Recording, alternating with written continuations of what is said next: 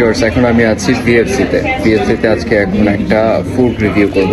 আমি এই মুহূর্তে একটা ওদের বার্গার নিয়েছি, যেটা হচ্ছে স্পাইসি রেগুলার বার্গারটা দেখতে পাচ্ছেন, wrapped with regular paper food graded, and সাথে একটা ড্রিঙ্কস আছে, অ্যান্ড হচ্ছে আমার একটা গার্লিক সস, ওরা যে রেগুলার সসটা দেয় সেটা হচ্ছে এই রুচি টমেটো ক্যাচাপটা, সাথে একটা সালাদ। এই সালাদটা আই থিঙ্ক ওদের বিএফসির সবচেয়ে পপুলার হচ্ছে এই সালাদটা। সো সালাদটার চেহারাটা দেখতে পাচ্ছেন, লুকস গুড।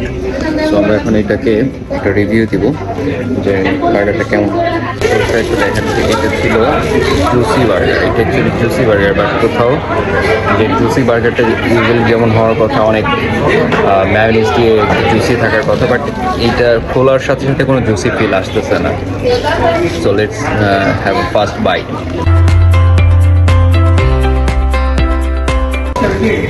অ্যাজ ইউজুয়াল আমার কাছে কেএফসির চিকেনের চেয়ে বিএফসির চিকেন ভালো লাগে, তো সেই কারণে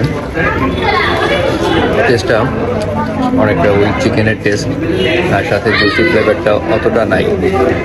সো ইউজুয়ালি যেটা বলা হচ্ছে জুসি, আমি এখন পর্যন্ত ওরকম জুসি পাইনি এই ফার্স্ট বাইটে। সো লেটস সি এখন আর কি হয়। এটা মোটেও জুসি বার্গার না, আমাকে যে গার্লিক সসটা অ্যাড করতে হচ্ছে। যদি জুসি ওই পরিমাণ থাকতো তাহলে আমাকে গার্লিক সস অ্যাড করতে হইতো না।